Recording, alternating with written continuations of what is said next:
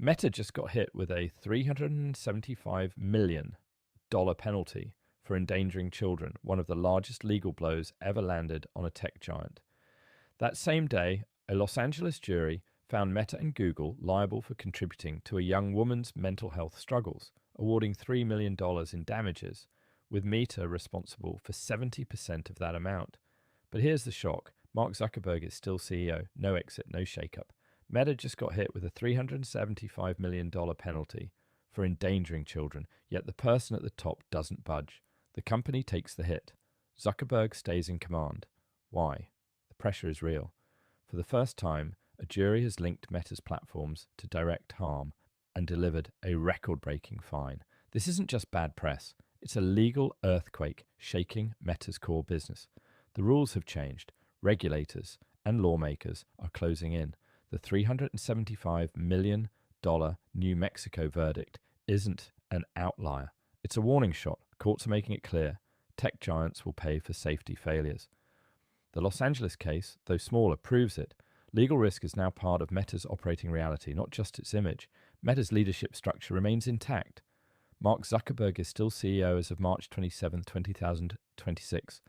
Dinah Powell McCormick was appointed president and vice chairman in January 2026, a move that may signal an attempt to strengthen executive oversight. But the core power dynamic has not changed.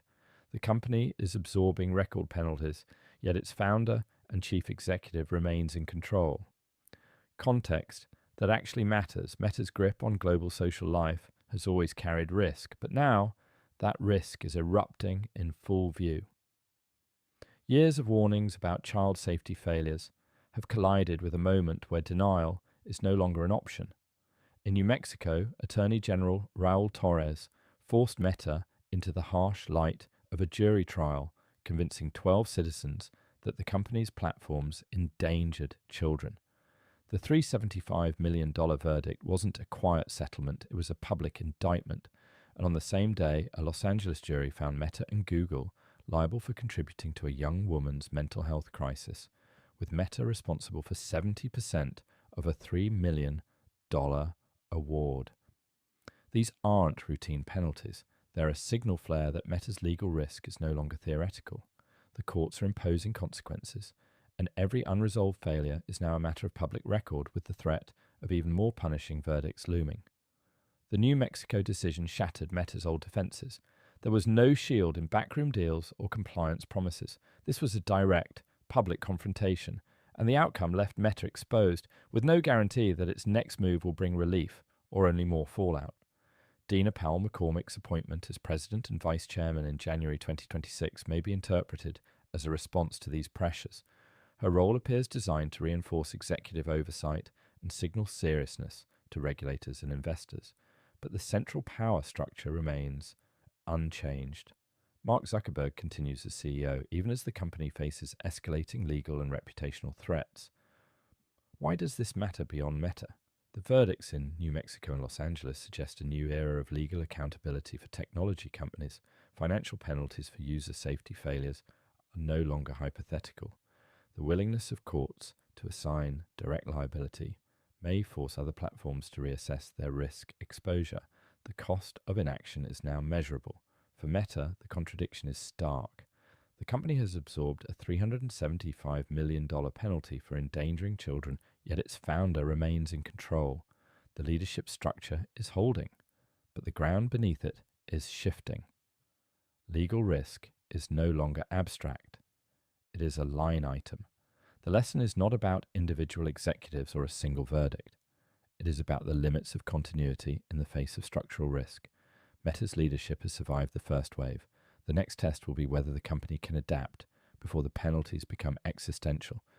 The verdicts have exposed a fault line running through the world's largest social platform. The numbers are public, the judgments are binding, the consequences are only beginning to unfold.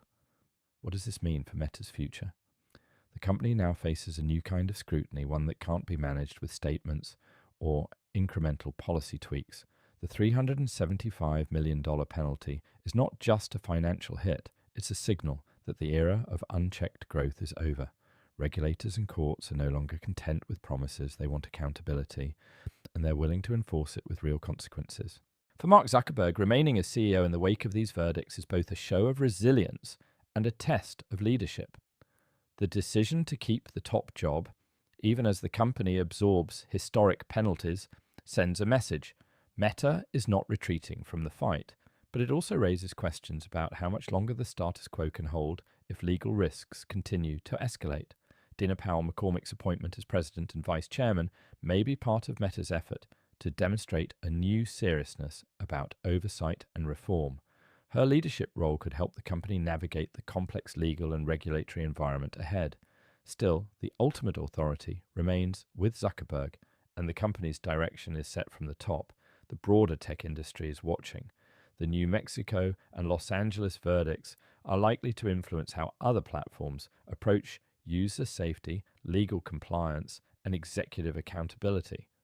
The stakes have changed. Financial penalties are now a real and present danger, not just a distant threat.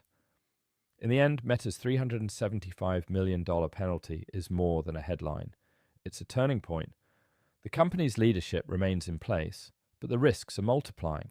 Whether Meta can adapt to this new era of accountability will shape not just its own future, but the future of the entire social media landscape. For now, Mark Zuckerberg stays CEO, but the world and the courts are watching. CapitalRifts, where money breaks,